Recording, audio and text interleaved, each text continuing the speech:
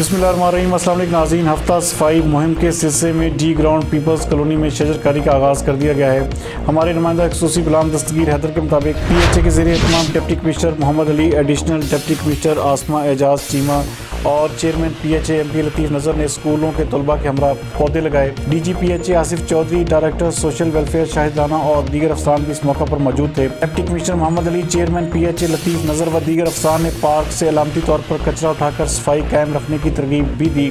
शहरियों में कपड़े के तैयार करदा शॉपिंग बैग्स भी तकसीम किए गए।